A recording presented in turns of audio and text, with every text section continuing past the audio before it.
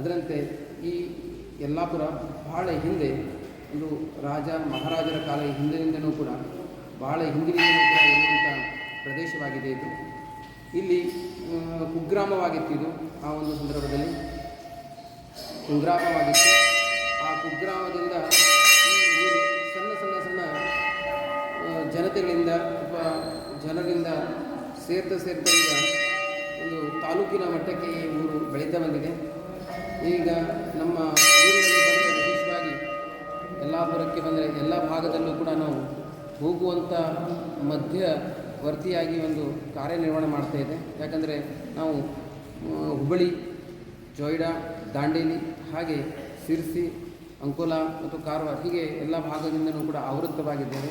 ಯಲ್ಲಾಪುರ ತಾಲೂಕಿನಲ್ಲಿ ಅಕಸ್ಮಾತ್ ನಾವು ಪ್ರವೇಶ ಮಾಡಿದ್ವಿ ಅಂತ ಹೇಳಿದ್ರೆ ಯಾವುದೇ ಭಾಗಕ್ಕೂ ಕೂಡ ಹೋಗಲಿಕ್ಕೆ ನಮಗೆ ಅವಕಾಶಗಳಿದ್ದಾವೆ. ಮತ್ತು ಬಸ್ಸುಗಳ ಒಂದು ಸೌಕರ್ಯ ಇರ್ಬೋದು, ಮತ್ತು ಕೆಲವಷ್ಟು ಮೂಲಭೂತ ಸೌಕರ್ಯಗಳು ನಮ್ಮ ಯಲ್ಲಾಪುರದಲ್ಲಿದ್ದಾವೆ. ಅದು ಅಲ್ಲದೆ ವಿಶೇಷವಾಗಿ ನಾನು ಈ ಯಲ್ಲಾಪುರದ ಗ್ರಾಮ ದೇವತೆ ಬಗ್ಗೆ ಹೇಳ್ತಾ ಇದ್ದೇನೆ. ಗ್ರಾಮಗಳನ್ನು ಆವೃತವಾಗಿರುವಂಥ ಗ್ರಾಮ ದೇವತೆ ಅಂತ ಕರೆಯಲ್ಪಡ್ತದೆ. ಈ ಅಮ್ಮನವರನ್ನು ಒಂದೊಂದು ದೇವರಿಗೂ ಕೂಡ ನಾವು ಒಂದೊಂದು ಹೆಸರಿಂದ ಹೇಳ್ತೇವೆ. ಒಂದು ದುರ್ಗಾದೇವಿ, ಮತ್ತೊಂದು ಕಾಳಮ್ಮ ಅಥವಾ ಕಾಳಿದೇವಿ ಅಂತ ಕರೀತೇವೆ. ದುರ್ಗಮ್ಮ, ಕಾಳಮ್ಮ ಅಂತ ಕರೆಯುವಂಥ ಪದ್ಧತಿಗಳಿದ್ದಾವೆ ಈ ಭಾಗದಲ್ಲಿ. ಇವರ ವಿಶೇಷತೆ ಏನಂತ ಹೇಳಿದ್ರೆ, ಸುಮಾರು 800 ವರ್ಷಗಳ ಹಿಂದೆ ಈ ಮೂರ್ತಿಗಳು ಒಂದು ರೈತಾವಿ ಒಂದು ಕೆಲಸ ಮಾಡ್ತಾ ಇರೋ ಸಂದರ್ಭದಲ್ಲಿ ಈ ಮೂರ್ತಿಗಳು ಸಿಕ್ಕಿದ್ವು ಅನ್ನೋದೊಂದು ಇತಿಹಾಸ ಇದೆ. ನಮ್ಮ ಪೂರ್ವಿಕರು ಅಂದರೆ ನಮ್ಮ ಹಿರಿಯರು ಎಲ್ಲವೂ ಕೂಡ ಅದನ್ನೇ ನಮ್ಮ ಜೊತೆಗೆ ಹೇಳ್ಕೊತಾ ಬಂದಿದ್ದರು. ಅದನ್ನೇ ನಿಮ್ಮ ಜೊತೆಗೆ ನಾನೀಗ ಹಂಚ್ಕೊಳ್ಳಿಕ್ಕೆ ಇಷ್ಟಪಡ್ತೇನೆ. ಸುಮಾರು ಒಂದು 800 ವರ್ಷದ ಹಿಂದೆ ರೈತಾವಿ ಕೆಲಸ ಮಾಡುವಂಥ ಸಂದರ್ಭದಲ್ಲಿ ರೈತಾವಿ ಜಮೀನಿನಲ್ಲಿ ಆ 2 ಮೂರ್ತಿಗಳು ಸಿಕ್ಕಿದ್ವು ಅನ್ನೋದೇ ವಿಶೇಷ ಇದೆ. ಆ ವಿಶೇಷತೆ ಏನಂತ ಹೇಳಿದ್ರೆ, ಆ ಒಂದು ರೈತಾವಿ ವ್ಯಕ್ತಿ ಏನು ಮಾಡ್ತಾನೆ, ತನ್ನ ದಿನನಿತ್ಯದ ಕೆಲಸದ ಮುಖಾಂತರವಾಗಿ ಒಂದು ಕೆಲಸ ನಿರ್ವಹಣೆ ಮಾಡ್ತಾ ಇರ್ತಾನೆ. ನೇಗಿಲನ್ನು ಹಿಡಿಕೊಂಡು ಉಳುವಂಥ ಸಂದರ್ಭದಲ್ಲಿ ಆ ಭೂಮಿಯ ಒಳಗೆ 2 ಒಂದು ಪೆಟ್ಟಿಗೆ ಸಿಗ್ತದೆ. ಆ ಪೆಟ್ಟಿಗೆಯಲ್ಲಿ 2 ದೇವಿಯರ ಸುಂದರವಾದ ಒಂದು ಮೂರ್ತಿಗಳು ಸಿಗ್ತದೆ ಅನ್ನೋದೊಂದು ನಮ್ಮ ನಮ್ಮ ಹಿರಿಯವರು ಹೇಳ್ಕೊಳ್ತಾ ಬಂದಿದ್ದಾರೆ. ಅದರಂತೆ ಆ 2 ಮೂರ್ತಿಗಳನ್ನು ಅವನು ತನ್ನ ಒಂದು ಗದ್ದೆಯ ಒಂದು ದರೆ ಅಥವಾ ಒಂದು ಅಲ್ಲಿಯ ಒಂದು ಇರುವಂಥ ಪೀಠದ ಮೇಲೆ ಅದನ್ನು ಇಡುತ್ತಾನೆ ಅನ್ನೋದೊಂದು ವಿಶೇಷತೆ ಇದೆ. ಅದರ ನಂತರ ಅವನ ಪ್ರತಿನಿತ್ಯದ ಒಂದು ಕೆಲಸ ಕಾರ್ಯಗಳನ್ನು ಹಾಗೆ ನಿರ್ವಹಣೆ ಮಾಡ್ಕೊತಾ ಹೋಗ್ತಾನೆ. ಅವನಿಗೆ ಅದು ಏನಾಗುತ್ತೆ, ಅಲ್ಲಿ ಕೆಲಸದಲ್ಲೇ ಅವನಿಗೆ ಆ ಒಂದು ವಿಷಯಗಳು ಮರೆತು ಹೋಗ್ಬಿಡ್ತದೆ. ಸಂದರ್ಭದಲ್ಲಿ ಅವನ ಮನೆಗೆ ಹೋಗಿ ಎಲ್ಲ ಶುಚಿತ್ವ ಮತ್ತು ಎಲ್ಲ ಮುಗಿಸಿ ಬಂದ ನಂತರ ಅವನಿಗೆ ಮಧ್ಯಂತರದಲ್ಲಿ ಅವನಿಗೆ ನೆನಪು ಬರ್ತದೆ. ಏನು ಊಟದ ಮಧ್ಯದಲ್ಲಿ ನೆನಪು ಬರ್ತದೆ, ಏನೋ ನನಗೇನೋ ಒಂದು ಸಿಕ್ಕಿತ್ತು, ಅದನ್ನು ನಾನು ಅಲ್ಲಿ ರೈತಾಭಿ ಕೆಲಸ ಮಾಡುವಂಥ ಸಂದರ್ಭದಲ್ಲಿ ಆ ಧರೆಯ ಮೇಲೆ ಅಥವಾ ಅಲ್ಲಿ ಇಟ್ಟಿದ್ದೇನೆ ಅನ್ನೋದು ಅವನಿಗೆ ಒಂದು ಮನವರಿಕೆ ಆಗ್ತದೆ, ನೆನಪಿಗೆ ಬರ್ತದೆ. ಆ ಒಂದು ಸಂದರ್ಭದಲ್ಲಿ ಹುಟ್ಟಿರುವಂಥದ್ದು ಏನೋ ಪೆಟ್ಟಿಗೆ ಸಿಗ್ತದೆ. ಆ ಪೆಟ್ಟಿಗೆಯಲ್ಲಿ ಅವನು ಅದನ್ನು ಅಲ್ಲಿ ಮೂರ್ತಿಗಳನ್ನು ಇಟ್ಟು ಹೋಗಿದ್ದ ಸ್ಮರಣೆ ಅವನಿಗೆ ಬರ್ತದೆ ಮಧ್ಯಂತರದಲ್ಲಿ. ಕಡೆಗೆ ಅವನು ಆ ಮಧ್ಯಂತರದಲ್ಲಿ ಅವನ ದಿನನಿತ್ಯದ ಕೆಲಸ ಕಾರ್ಯಗಳನ್ನು ಮುಗಿಸಿ ಪುನಃ ಅಲ್ಲಿ ಬಂದು ನೋಡಿದ ಸಂದರ್ಭದಲ್ಲಿ ಆ ಮೂರ್ತಿಗಳು 2 ಕೂಡ ಅಘೋಷರ ಶಕ್ತಿ, ಅಶರೀರವಾಣಿಯಿಂದ ದೇವತೆಗಳು ಹೇಳಿದ್ವಂತೆ. ಒಂದು ಅಶರೀರವಾಣಿ ದೇವಿಯರು ಅವರಿಗೆ ಹೇಳಿದಂತೆ ಏನಂತೇಳಿ, ನಾನು ಯಲ್ಲಾಪುರದ ಗ್ರಾಮ ದೇವತೆಯಾಗಿ ಅಥವಾ ಈ ಯಲ್ಲಾಪುರದ ಅಧಿದೇವತೆಯಾಗಿ ನಾನು ಹುಟ್ಟಿ ಬಂದಿದ್ದೇನೆ. ಅದನ್ನು ನನಗೆ ಇಲ್ಲಿ ಯಲ್ಲಾಪುರದಲ್ಲಿ ಪ್ರತಿಷ್ಠಾಪಿಸಬೇಕು ಅಥವಾ ಈ ಸ್ಥಳದಲ್ಲಿ ನಮಗೆ ಪ್ರತಿಷ್ಠಾಪಿಸಬೇಕು. ಇಲ್ಲಿರುವಂಥ ದಾರಿದ್ರ್ಯ ಮಗದೊಂದುಗಳನ್ನೆಲ್ಲವೂ ಕೂಡ ದೂರಗೊಳಿಸಿ ನಾನು ಈ ಊರನ್ನು ಅಭಿವೃದ್ಧಿ ಮಾಡ್ತೇನೆ ಅಥವಾ ಇಲ್ಲಿಯ ಅಭಿವೃದ್ಧಿಗೆ ನಾನು ನೆಲೆಸ್ತೇನೆ ಅನ್ನೋದಾಗಿ ಹೇಳ್ತಾ ಅವರು ಒಂದು ಮರೆಯಾಗ್ತಾರಂತೆ. ಆ ಒಂದು ಸಂದರ್ಭದಲ್ಲಿ ಹಿಂದಿನ ಕಾಲ ಸುಮಾರು ಒಂದು 12ನೇ ಶತಮಾನಕ್ಕಿಂತ ಪೂರ್ವದಲ್ಲಿ ಇರುವಂಥ ಕಾಲಘಟ್ಟದಲ್ಲಿ ರಾಜರ ಮಹಾರಾಜರ ಆಡಳಿಕೆಯ ಸಂದರ್ಭದಲ್ಲಿ ಆ ಮೂರ್ತಿಗಳು ಸಿಕ್ಕಿರೋದ್ರಿಂದ ಅವರೇನು ಮಾಡ್ತಾರೆ, ತನ್ನ ಸಿಕ್ಕಿರುವಂಥ ಏನು ಸುಪದ್ಗೆ ಅಥವಾ ಈ ಒಂದು 2 ಮೂರ್ತಿಗಳನ್ನು ಅಲ್ಲಿಯ ಒಂದು ಯಾರು ಆಡಳಿತ ನಡೆಸ್ತಾ ಇರ್ತಾರೆ ಅದಕ್ಕೆ ಸಂಬಂಧಪಟ್ಟಂತಹ ಅಲ್ಲಿಯ ಗ್ರಾಮಸ್ಥರು ಅವರೆಲ್ಲ ಸೇರಿ ಆ ಮೂರ್ತಿಯನ್ನು ಅವರಿಗೆ ಒಪ್ಪಿಸಿದ ನಂತರ ಆ ಒಂದು ಏನು ಮಾಡಬೇಕು ಅನ್ನೋದ್ರ ಬಗ್ಗೆ ಅವರೆಲ್ಲರೂ ಕೂಡ ಒಂದು ಕುರಿತು ನಿರ್ಣಯಕ್ಕೆ ಬಂದು ಅದರ ನಂತರ ಒಂದು ಯಲ್ಲಾಪುರಿನ ಒಂದು ಸ್ಥಳದಲ್ಲಿ ಈ ದೇವಿಯರನ್ನು ಪುನರ್ ಪ್ರತಿಷ್ಠಾಪಿಸಬೇಕು ಅನ್ನೋದಾಗಿ ಒಂದು ನಿರ್ಣಯಕ್ಕೆ ಬಂದು ಅಲ್ಲಿನಿಂದ ಕರ್ಕೊಂಡ್ಬರ್ತಾರೆ.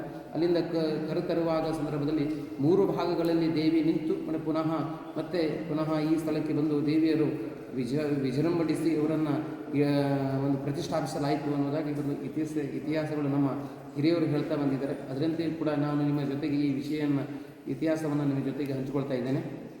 ಅದಲ್ಲದೆ ಈ ಬಹಳಷ್ಟು ಜನರಿಗೆ ಒಂದು ಇದಿದೆ, ಏನು ಬಹಳಷ್ಟು ನಮ್ಮ ದೇವತಾ ಪ್ರತಿಷ್ಠಾಪಿಸಲ್ಪಟ್ಟಿರುವಂಥ ದೇವತಾ ಶಕ್ತಿಗಳಿದ್ದಾವೆ, ಬಹಳಷ್ಟುಗಳು ಇದ್ದಾವೆ. ಮೊದಲಿಗೆ ಹೇಳಬೇಕಂತ ಹೇಳಿದ್ರೆ ನಮ್ಮ ಯಲ್ಲಾಪುರಿನ ಈ 2 ಗ್ರಾಮ ದೇವತೆಗಳು, ಹಾಗೆ ಮತ್ತು ಸಿರ್ಸಿಲಿರುವಂಥ ಮಾರಿಕಾಂಬೆ, ಮತ್ತು ಕೆಲವಷ್ಟು ಭಾಗದಲ್ಲಿ ಸಿರ್ಸಿ, ಸಾಗರ, ಸೊರಬ, ಹೀಗೆ ಕೆಲವಷ್ಟು ಭಾಗಗಳಿನಲ್ಲೂ ಕೂಡ ದೇವತಾ ಮೂರ್ತಿಗಳು ಕೂಡ ಇದ್ದಾವೆ. ಅವರೆಲ್ಲವೂ ಕೂಡ ಒಂದು ನಮ್ಮ ಜನರಲ್ಲಿ ಒಂದು ನಂಬಿಕೆ ಇದೆ, ಅವರೆಲ್ಲ ಅಕ್ಕ ತಂಗಿಯಂದರು ಹೀಗೆ ಅನ್ನುವಂಥ ನಂಬಿಕೆಗಳಿದ್ದಾವೆ. ಆದರೆ ಏನು ನಮ್ಮ ಒಂದು ಅಭಿಪ್ರಾಯ ಏನು ಆ ಒಂದು ವಿಷಯಕ್ಕೆ ಅಂತ ಹೇಳಿದ್ರೆ, ಎಲ್ಲವೂ ಕೂಡ ಒಂದೊಂದು ಊರನ್ನು, ಒಂದೊಂದು ಭಾಗವನ್ನು ಒಂದು ರಕ್ಷಣೆಗೋಸ್ಕರ ಅಲ್ಲಲ್ಲಿ ಆ ಒಂದು ದೇವತಾ ಶಕ್ತಿಗಳಾಗಿ ನಿಂತಿರುವಂಥ ದೇವತೆಗಳು ಅಂತ ಹೇಳಲಿಕ್ಕೆ ನಾನು ಇಷ್ಟಪಡ್ತೀನಿ. ಈ ಒಂದು ಸಂದರ್ಭದಲ್ಲಿ ಯಾವುದೇ ಕೂಡ ದೇವತೆಗಳಲ್ಲಿ ಕೂಡ ಅಕ್ಕ ತಂಗಿ ಮಗದೊಂದು ಅಂತೂ ಇರುವುದಿಲ್ಲ. ಅವರು ಕೂಡ ಒಂದೊಂದು ಭಾಗದಲ್ಲಿ ಒಂದು ಶಕ್ತಿ ರೂಪಗಳಾಗಿ ನೆಲೆಸ್ತಾರೆ. ಅವರ ಒಂದು ಆರಾಧನೆ ಮಗದೊಂದರಿಂದ ನಮ್ಮ ಕಷ್ಟ ಕಾರ್ಪಣ್ಯಗಳು ದೂರವಾಗುವ ಸಲುವಾಗಿ ಅವರು ನಮ್ಮ ಕಷ್ಟಗಳನ್ನು ಅವರು ಬಗೆಹರಿಸುವ ಸಲುವಾಗಿ ಒಂದು ಊರಿನಲ್ಲಿ ಒಂದು ಶಕ್ತಿ ರೂಪವಾಗಿ ಅಲ್ಲಿ ನೆಲೆಸ್ತಾರೆ. ಆ ಒಂದು ಶಕ್ತಿಯ ರೂಪಗಳಾಗಿರುವಂಥ ದೇವತೆಗಳನ್ನು ಪ್ರತಿ ದಿವಸ ನಾವು ಆರಾಧನೆ ಮತ್ತು ಶಕ್ತಿ ರೂಪಗಳನ್ನು ನೋಡೋದ್ರಿಂದ, ಸೇವೆ ಮಾಡ್ತಾ ಇರೋದ್ರಿಂದ ಅಲ್ಲಿ ಒಂದು ಶಕ್ತಿಪೀಠವಾಗಿ ಅದನ್ನು ಹೊರಹೊಮ್ಮಲಿಕ್ಕೆ ಸಾಧ್ಯವಾಗ್ತದೆ. ಈಗ ಆ ಒಂದು ಶಕ್ತಿ ರೂಪವಾಗಿರುವಂಥದ್ದು ನಮ್ಮ ಯಲ್ಲಾಪುರದ ಗ್ರಾಮ ದೇವತೆಯರು, ಒಂದು ದುರ್ಗೆ ದೇವಿ ಮತ್ತು ಕಾಳಿದೇವಿ. ನಮ್ಮ ಒಂದು ದೇವಿಯರನ್ನು ಸಂಬೋಧಿಸುವುದು ನಾವು ದುರ್ಗಮ್ಮ ಮತ್ತು ಕಾಳಮ್ಮ ಅಂತ ಸಂಬೋಧಿಸುವಂಥದ್ದಿದೆ ಇಲ್ಲಿ. ಮತ್ತು 3 ವರ್ಷಕ್ಕೋಸ್ಕರ ಇಲ್ಲಿ ಪ್ರತಿ 3 ವರ್ಷಕ್ಕೊಂದು ಸಲ ಜಾತ್ರಾ ಮಹೋತ್ಸವ ಆಗ್ತದೆ ಇಲ್ಲಿ. ಆ ಒಂದು ಜಾತ್ರೆ ಬಹಳ ವಿಜೃಂಭಣೆಯಿಂದ ಆಗ್ತದೆ. ಈ ವರ್ಷದ ಸಂದರ್ಭದಲ್ಲಿ ನಮ್ಮ ಫೆಬ್ರವರಿ ಒಂದು ತಿಂಗಳಿನಲ್ಲಿ, ಮಾಘ ಮಾಸದಲ್ಲಿ ಒಂದು ಜಾತ್ರಾ ಮಹೋತ್ಸವ ಕೂಡ ಆಯಿತು. ವಿಶೇಷವಾಗಿ ಎಲ್ಲ ವರ್ಷದ ಜಾತ್ರೆಗಿಂತಲೂ ಕೂಡ ಈ ವರ್ಷದ ಜಾತ್ರೆ ಬಹಳ ವಿಜೃಂಭಣೆಯಿಂದ ಮತ್ತು ವೈಭವಪೂರ್ಣವಾಯಿತು. ಯಾಕಂತ ಹೇಳಿದ್ರೆ ದೇವಿಯರು ಕೂಡ ಬಂಗಾರದ ಕಿರೀಟ, ಸುವರ್ಣ ಕಿರೀಟದ ಮುಖಾಂತರವಾಗಿ ನಮ್ಮ ಊರಿಗೆ, ನಗರಕ್ಕೆ ಹೊರಗೆ ಪ್ರದಕ್ಷಿಣೆ ಹಾಕೋದಲ್ಲದೆ ಮತ್ತು ಮೆರವಣಿಗೆಯ ಮುಖಾಂತರವಾಗಿ ಊರಿನ ಒಂದು ಛಂದಸ್ಸನ್ನು ನೋಡೋದು ಅಲ್ಲದೆ, ಅವರು ತನ್ನ ಜಾತ್ರಾ ಮಂಟಪದಲ್ಲಿ 9 ದಿವಸ ಕಾಲ ಅಲ್ಲಿ ಬಿದ್ದು ವಿಜೃಂಭಿಸಿ ಭಕ್ತರ ಸೇವೆಗಳನ್ನು ತಗೊಂಡು ಯಲ್ಲಾಪುರಿನಲ್ಲಿ ದೇವಿಯರ ಒಂದು ಜಾತ್ರಾ ಮಹೋತ್ಸವ 3 ವರ್ಷಕ್ಕೆ ಒಂದು ಸಲ ನಡೀತದೆ. ಆ ಒಂದು ಜಾತ್ರಾ ಮಹೋತ್ಸವ ಮೊನ್ನೆ ಸದ್ಯಕ್ಕೆ ಫೆಬ್ರವರಿಯಲ್ಲಿ ಆಯಿತು. ಆ ಒಂದು ಜಾತ್ರಾ ಉತ್ಸವ ಕೂಡ ಬಹಳ ವಿಜೃಂಭಣೆಯಿಂದಾಗಿ ವೈಭವಪೂರ್ಣವಾಯಿತು. ಆ ಸಂದರ್ಭದಲ್ಲಿ ಈ ವರ್ಷ ಇಷ್ಟು ಜಾತ್ರೆಯಲ್ಲೂ ಕೂಡ ವಿಶೇಷವಾಗಿದ್ದು ಈ ವರ್ಷದ ಜಾತ್ರೆ ಏನಂತ ಹೇಳಿದ್ರೆ, ದೇವಿಯರು ಬಂಗಾರ ಕಿರೀಟದ ಮೇಲೆ ಹೊರಬಂದಿದ್ದು ಮತ್ತು ಹೊರಗೆ ಬಂದು ನಮ್ಮ ಊರಿನ ಒಂದು ಮೆರವಣಿಗೆ ಆಗೋದಲ್ಲದೆ ಊರಿನಲ್ಲೆಲ್ಲವೂ ಕೂಡ ಒಂದು ನಗರ ಪ್ರದಕ್ಷಿಣೆಯೆಲ್ಲ ಮಾಡಿ ದೇವಿಯರು ಜಾತ್ರಾ ಮಂಟಪದಲ್ಲಿ ಹೋಗಿ ಇದ್ದು, ಅದರ ನಂತರ ಆ ಜಾತ್ರಾ ಮಂಟಪದಲ್ಲಿ 9 ದಿವಸ ಕಾಲ ಸಾರ್ವಜನಿಕವಾಗಿ ಸೇವೆಯನ್ನು ತೆಗೆದುಕೊಂಡು ಅಲ್ಲಿ ಬಂದಂಥ ಭಕ್ತಾದಿಗಳೆಲ್ಲರಿಗೂ ಕೂಡ ಒಂದು ಆಶೀರ್ವಾದ ಮುಖಾಂತರವರೆಗೆ ಕೊಟ್ಟು, ಅದರ ನಂತರ ಪುನಃ 9ನೇ ದಿವಸಕ್ಕೆ ದೇವಿಯರು ವಿಸರ್ಜನಾ ಗದ್ದಿಗೆ ಮುಖಾಂತರವಾಗಿ ಪುನಃ ಯಲ್ಲಾಪುರಕ್ಕೆ ಮೂಲ ಸ್ಥಾನಕ್ಕೆ ಬರುವಂಥ ಒಂದು ಪ್ರತಿಕ್ರಿಯೆ ನಡೀತದೆ. ಅದರಂತೆ ಕಡೆಗೆ ದೇವಿಯರ ವರ್ಷಕ್ಕೆ 3 ವರ್ಷದಲ್ಲಿ 3 ಟೈಮು ದೇವಿಯರ ವಿಶೇಷವಾದ ಒಂದು ಸೇವೆಗಳು ನಡೀತಾ ಇರ್ತದೆ. ಯುಗಾದಿ ಉತ್ಸವ ನಮ್ಮೆಲ್ಲರಿಗೂ ಗೊತ್ತಿರೋ ಹಾಗೆ ಯುಗಾದಿ ಉತ್ಸವ ಹೊಸ ವರ್ಷದ ಒಂದು ವಸತಿಯಲ್ಲೂ ಕೂಡ ದೇವಿಯರಿಗೆ ಆಭರಣ ಅಲಂಕಾರಿತವಾಗಿ ಒಂದು ಸೇವೆಗಳು ನಡೀತದೆ. ಅದರಂತೆ ನವರಾತ್ರಿ ಉತ್ಸವದಲ್ಲಿ 9 ಥರದ ದೇವಿಯ ಅವತಾರದಲ್ಲಿ ಇರ್ತಾರೆ. 9 ಅವತಾರಗಳಲ್ಲಿ ಆ 9 ಅವತಾರಗಳಲ್ಲೂ ಕೂಡ ನಮ್ಮ 2 ಅಮ್ಮನವರನ್ನು ಪೂಜಿಸಲ್ಪಡ್ತದೆ. ಅದರ ನಂತರ ಪುನಃ ನಾವು ಈ ದೀಪಾವಳಿ ಪಾಡ್ಯದಲ್ಲಿ ಲಕ್ಷ್ಮಿಯ ಒಂದು ಆರಾಧನೆ ಸಂದರ್ಭದಲ್ಲೂ ಕೂಡ ದೇವಿಯರನ್ನು ಪಾಡ್ಯದಸಿ ಒಂದು ವಿಶೇಷವಾದ ಒಂದು ಆರಾಧನೆ ಮಾಡ್ತೇವೆ. ಅದಲ್ಲದೆ ನಮ್ಮ ಯಲ್ಲಾಪುರ ದೇವತೆಯ ಒಂದು ಇತಿಹಾಸ ನಮ್ಮ ಕಾರವಾರಿನ ಒಂದು ಟ್ರೆಜರಿ ಆಫೀಸ್ ಅಂತ ಕರೀತೇವೆ. ಅದರಲ್ಲಿ ಒಂದು ದಾಖಲಾತಿಗಳು ಇದ್ದಾವೆ ಅನ್ನೋದಕ್ಕೆ ಕೆಲವಷ್ಟು ಒಂದು ಕುರುಹುಗಳು ಸಿಕ್ಕಿದ್ದು ಬಂತು. ಅದಲ್ಲದೆ ಮತ್ತು ಈ ದೇವಿಯ ಇತಿಹಾಸ ಬಂದುಬಿಟ್ಟು ನಮ್ಮ